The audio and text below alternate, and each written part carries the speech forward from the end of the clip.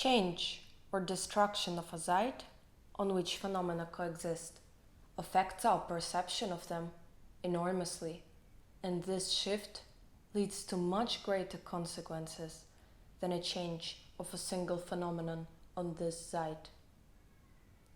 Real spaces are the ones that exist materially in the outer world, whereas imaginary spaces are the ones that do not leave human heads and exist exclusively in the inner dimension, id est virtually.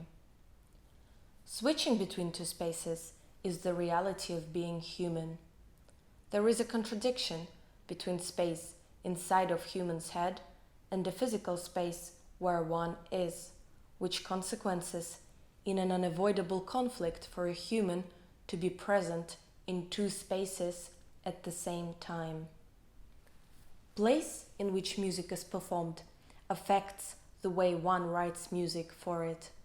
I do not support separation of piece's identity from its environment. I think that music shall be written for a place instead of an imaginary space. I do not want to reduce compositions to the places of their performance, but I do want to point out the necessity of taking these places seriously. As Isabel Stengers says, I would venture there is no identity of a practice independent of its environment. This emphatically does not mean that the identity of a practice may be derived from its environment. Thinking par le milieu does not give power to the environment. We don't have to follow the conventional laws of places, but these laws nevertheless are part of their social existence. Even if we transgress those laws, the transgression would still be caused and conditioned by them, and therefore indivisible from them. All spaces are haunted with ghosts, and in some places it is impossible to get rid of them.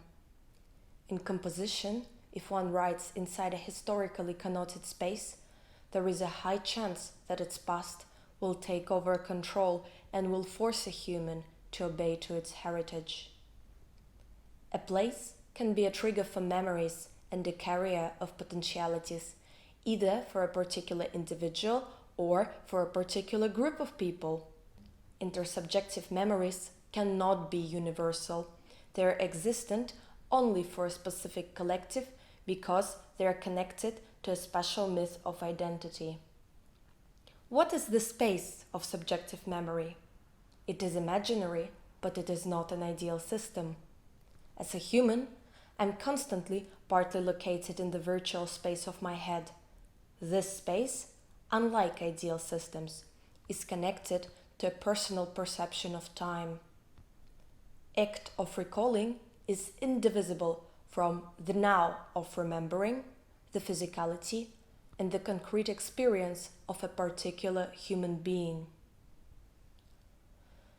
Music's mediality unfolds in the irreversibility of time, where a listener can never go back to the past moments of a piece during its performance.